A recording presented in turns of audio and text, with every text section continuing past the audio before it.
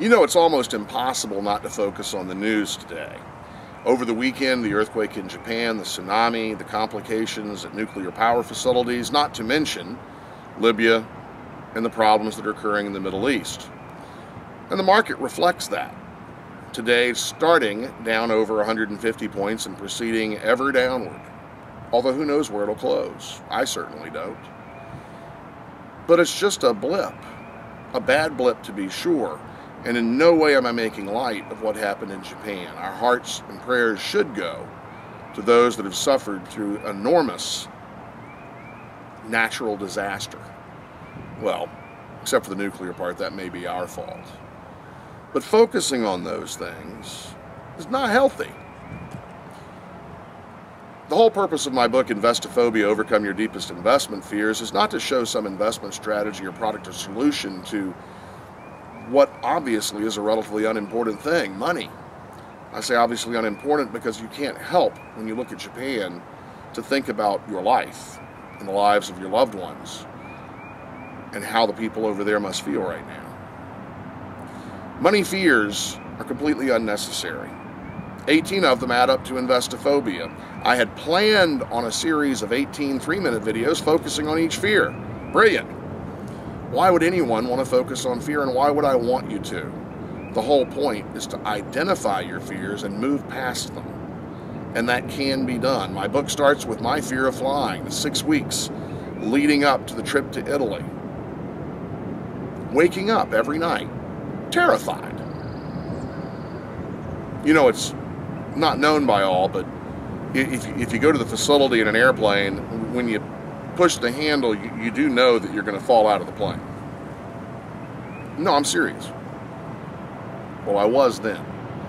Irrational thoughts are created by fears. It's easy to have them now on things much bigger than money.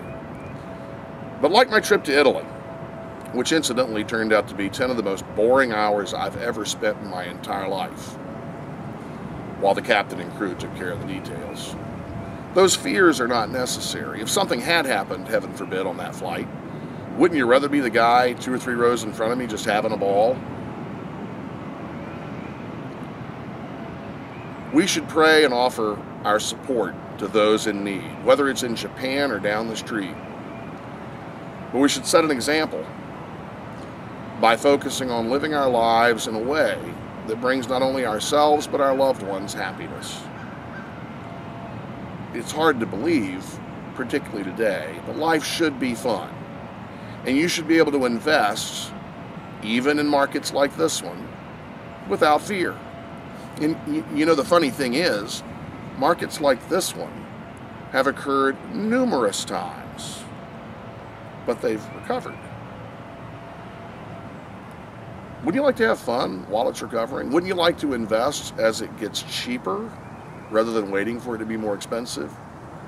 Perhaps, like many people, maybe you should find a captain and crew. The second half of the book focuses on just that. Wall Street, admittedly, there's not a big trust factor right now, but there are good people, whether they're brokers, investment advisors, insurance agents, certified financial planners. It's a matter of picking one that fits what you need and verifying that you can, in fact, trust them to do what you've hired them to do. The second half of the book gives you a questionnaire to use in interviewing your current advisor or a future advisor. And of course, you can do it yourself if you can manage to do it without focusing on fear. I don't know how many times I said fear in this particular video, but it's too many. Why don't we try focusing on fun? And maybe like they did in The Sound of Music, maybe we should focus on our favorite things.